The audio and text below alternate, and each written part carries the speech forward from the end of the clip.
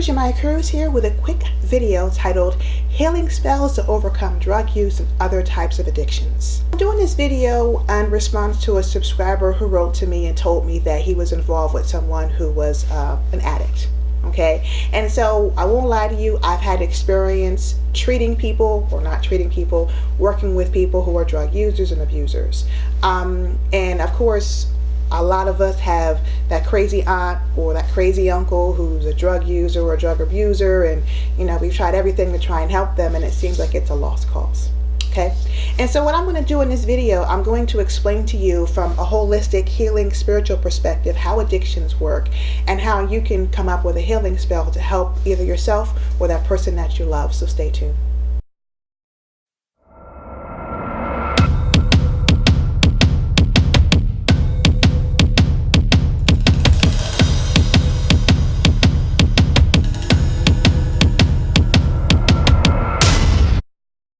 The best depiction of a drug user who's beyond all hope is the fictional character Gator. Gator is a character that's played by Samuel L. Jackson, way before Samuel L. Jackson was Samuel L. Jackson. So he was playing Gator in a movie that's called Jungle Fever. All right, and of course the main character was Flipper, who was played by Wesley Snipes. I know it's old school, so bear with me. If you want to go watch it, you can probably watch it for free either on YouTube, or you can probably rent it on Amazon for a couple of dollars. Anywho, there's a scene in this movie that's incredibly profound. Gator, being this turned out drug addict crackhead, barges into his family's home, rather, and he's rummaging through her mom's purse, and he's knocking things over, and he's frantic, and he's just out of his mind crazy. He's detoxing. He needs a fix. And so he's screaming at his mother, "I need a fix. I'm sick. I need a fix." And the mom's like, "Okay, well, if you're sick, then go lay down. If you're sick, then go get some medicine." And so basically the scene ends with Gator's fictional father barging into the house and seeing him there. And so the fictional father, his name is Dr. Reverend Purity. And he says to Gator, he says, "Listen, you have demons. You are demon possessed. The devil has gotten a hold of you. There's no turning back. You're just far gone." And so basically, the scene ends with the father, Dr. Reverend Purity, unloading his gun into Gator's chest. Okay, and so Gator dies, and the mother is weeping and wailing over his dead corpse. So what does this have to do with addictions? Okay, the one thing I like about this movie is that it shows us, particularly us people of color, how we view addictions. Okay, addictions to us aren't diseases like they are in the medical industry. They're not bad habits like they are, some people think they're bad habits. What addictions are basically is that they're spirit possessions.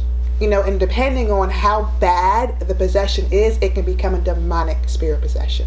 If you watch the movies on Hollywood and seen The Exorcist, and you've seen this poor girl who's possessed by the demons, and her head is spinning and she's urinating on the floor. But that's not quite what we mean by being possessed by the demons.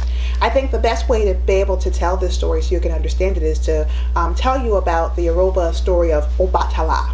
Okay, and so Obatala is an Orisha, and he is the father of all Orishas. He's the father of white cloth. And so he's in charge of mantling human beings, assembling human beings, all right? And so one day Obatala gets drunk off of palm wine, and he begins to make mistakes. And so he makes mistakes, and he creates handicapped children, he creates blind children, deaf children, and of course people with debilitating diseases. All right, and so from there, Obatala is very careful about drinking palm wine. That's why when you work with Obatala, you don't want to offer him any palm wine. So what's the moral of this story? The moral of this story is that that's exactly what alcohol does. It basically causes you to go into an intoxicated state, of course, and then your body starts to change, where it creates mutations and mistakes. Okay, so how does this work from a scientific perspective? Obatala, the father of white cloth, is in charge of everything white, including your, I would say your skin if you're an albino, but including your bones and all other kinds of stuff. But most importantly, he is in charge of your DNA. Okay, and your DNA holds the instructions of how your body is put together. Okay, so it holds the instructions of how your body is put together. All right, and so when you start to take in spirits, whether it be wine, whether it be whiskey, whether it be rum, whether it be cocaine, whether it be tobacco, whether it be morphine, what those spirits do, they begin to change the instructions manual. Okay, they begin to change your DNA. They change your instructions manual. And when they change them in such a way where they create mutations. Okay, they create a mutation.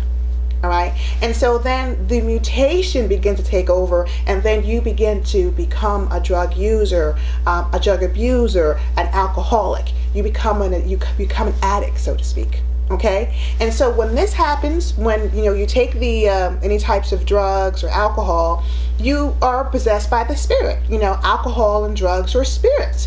Sugar is a spirit. Cocaine is a spirit. Morphine is a spirit. Tobacco is a spirit.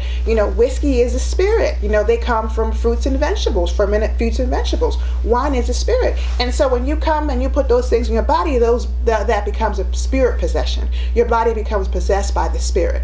Okay, and so when those things start to go into your body and start reprogramming your DNA, which is your instructions manual, then they begin to produce mutations. Okay, and that mutations causes you to crave the alcohol, causes you to crave the cocaine, causes you to crave the sugar, and it becomes a mutation where you have to do it or die. Okay, it's rearranging your instructions manual. All right, and so how do you help someone who is a drug addict? How do you help someone who's an alcoholic? How do you help someone who has an addiction to sex or porn? You have to go back and rewrite the instructions manual, because the instructions manual is wrong. It's telling your body to do something that's not good or healthy for it. It's a mutation.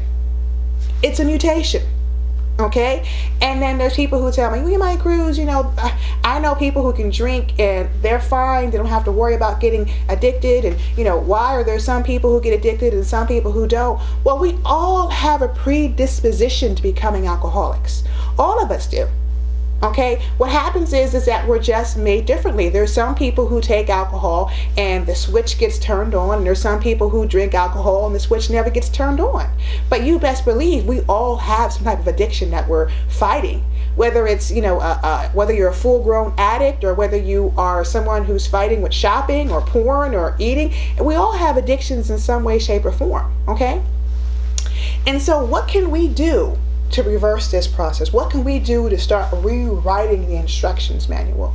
Well, of course, we can start working with Obatala. If you don't want to work with Obatala, you can actually seek the services of an Obatala priest or priestesses. Okay, you can. There's Obatala priests and priestesses in Santeria, and there's also Babalaos who are very skilled in the arts of working with the energies of Obatala. Okay, so if you don't want to start working with him by yourself, you can seek out the services of professionals, priests and priestesses, so on and so forth. However, if you don't know anybody, you can start working by giving Obatala offerings on Sunday. Okay, and Obatala likes white flowers. He likes things like milk, coconut, cocoa butter. White flowers. Don't give him any wine. Don't give Obatala wine. Okay. Now, if you don't want to work with Obatala because you're not familiar with the energies and you don't want to mess around with those type of energies that you probably don't understand, you can also use a fire agate stone. Okay, and a fire agate stone represents the sun, the fiery energy. Okay, and so what it's good for, it's actually good to break those patterns and break those addictions. All right, and so when you buy the stone, I think it's like $5 on Amazon, you can go ahead, wash it off with some salt water, and then let it sit outside in the sunlight. Okay, and so when you do that, it's actually igniting the fire within the stone. All right, and then what you can do is you can take it and you can if you can hold it in your hand, you can put it in a silk pouch and carry it around with you. And of course you're going to program it. I want to be able to break my addictions. I want to be able to help myself as far as drinking, as far as doing drugs, as far as being overly sexual, so on and so forth. Okay. And guys, don't think these things are going to happen the first time.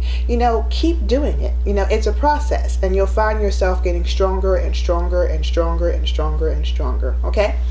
So I'm going to have a link where you can go and you can buy the Fire Agate Stone on Amazon.com in the description area.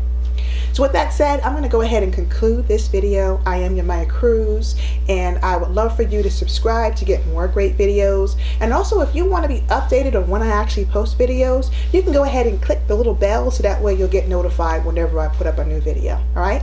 And if you enjoyed this video, please give me a thumbs up. If you want to see more great videos, subscribe. And if you want to get access to more spells and more freebies from me, you can sign on to my list at clairvoyantmagic.com.